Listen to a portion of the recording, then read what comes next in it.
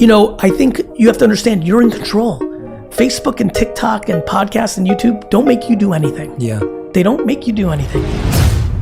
Gary, I'm asking this with love. And, for me, this was a big thing. I think it was I think I'd been making content for 2 years before I introduced my community to my wife. Yes.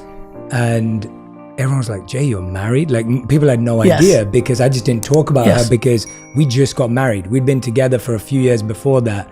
I was like, I need to be careful about of course what we're going to say, where this is going, how this feels. You've recently been more open about your relationship. Yes. We don't have to go there. This is You're being very kind and I appreciate it. Because I respect you. And I'm asking it from a place of respect. I am incredibly private, as you know, and the world knows. Because I'm going through a transition in my life, I felt like it got to a place where it was not sustainable for me to be 100% private.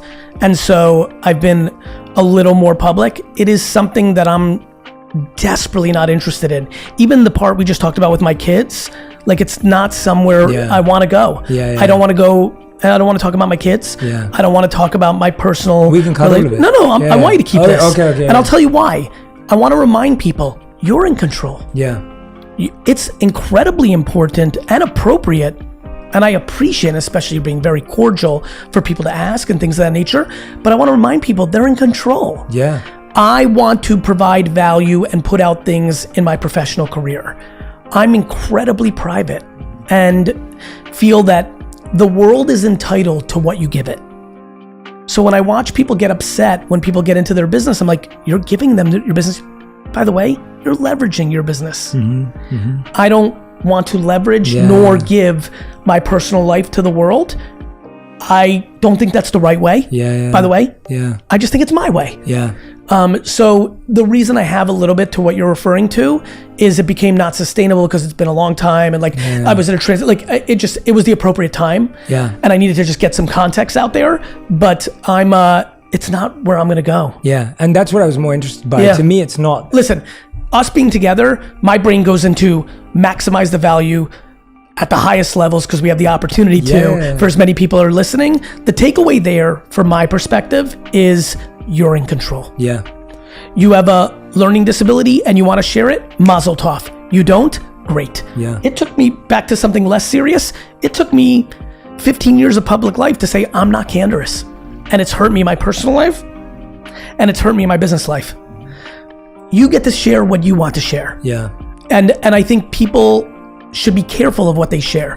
You share your abs as you're a good shaped dude, people are going to talk about your body for the rest of your life. But you did that. You're going to show your kid all the time, they're going to talk about that. Relationship, they're going to talk. You're giving the world permission. I prefer not to give the world permission because that's a sacred place for me. Even look at my mom. She the greatest gift I could give to the world is my mom to the world. The greatest. She's alpha me. She's more experienced. She's a different perspective as a mom. She doesn't want it. The end. Right? I thought my dad and mom would be reverse. My dad, I never thought would love the limelight so much. But so I think if you're listening right now, please, if you're not going on social media because you have a skeleton in your closet, you have a disease, you have a bad, situation, you're like me and grew up in a family where personal life is private. That's, I think, in Russia, that was people would go to jail if anybody knew anything about you. So I think it ingrained in my parents, which then ingrained in me and my sister and brother, we're private that way. I think you have to understand you're in control. Facebook and TikTok and podcasts and YouTube don't make you do anything. They don't make you do anything. I'm so glad you addressed that because I think and this is why I brought it up, I think there's been a mask of false vulnerability that's been encouraged because of social media. So people think that the more vulnerable or more open you are, that shows authenticity. I totally disagree. I love you for that. Right, you're going to a very smart place.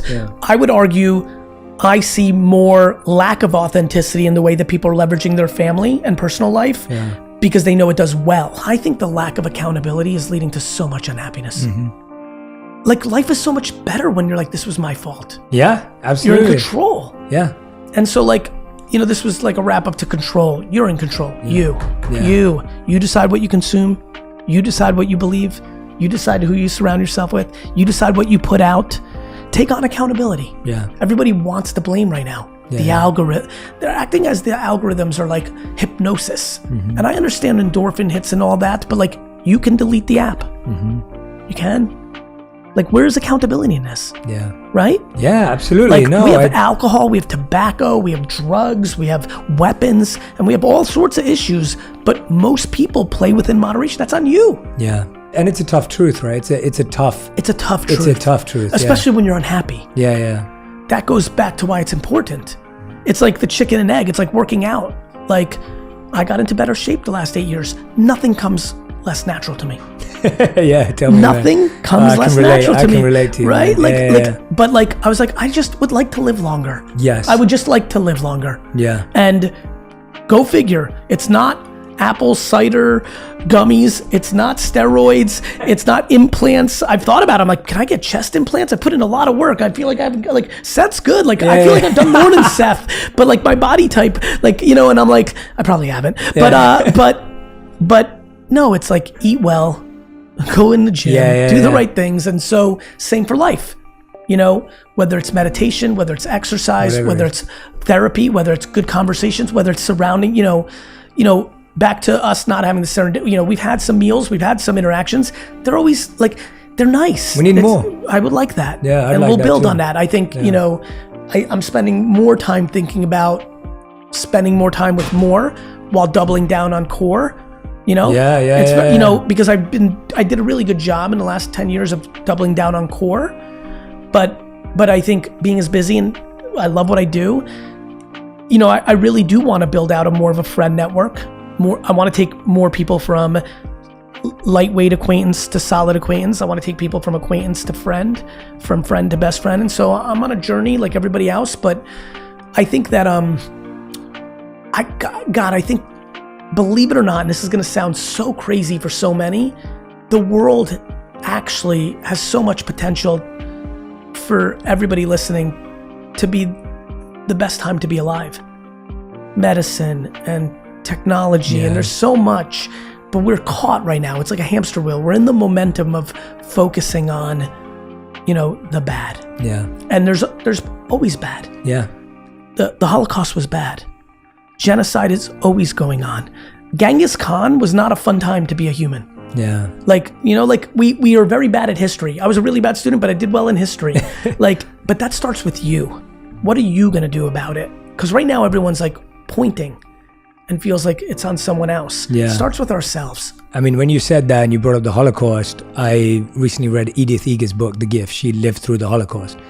And she had that mindset in the Holocaust.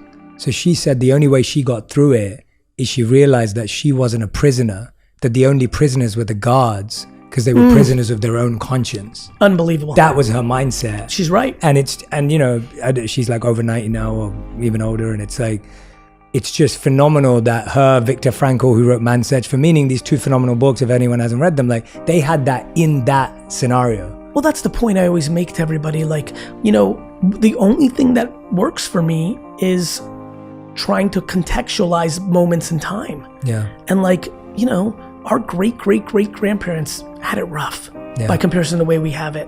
And sure, they had some things that were better on simplicity, but we must choose optimism because what's the alternative? Pessimism? Like, are you just gonna decide? Because once you decide, where are you? Once you decide it's bad, it's actually bad. And so like, one of the things that makes me very passionate to communicate is practical optimism, or the fact that I believe negativity is much better at marketing than positivity. Oh, for sure. I feel a huge sense of responsibility. What has become, out of all the things you've pursued, because I'm guessing at different stages in your life, and anyone who hasn't heard, I've interviewed Gary twice before, so you can go back and listen to those. You've pursued different things at different times. And every time I meet you, it's a really, what I love about it is that there's so much growth and acceptance and embracing of this new you. Every time we talk, I feel like I'm talking to a even more self-aware human, which is a really fun feeling when you're checking in with someone in this way. And so I go, what have you found currently to be the most worthy pursuit?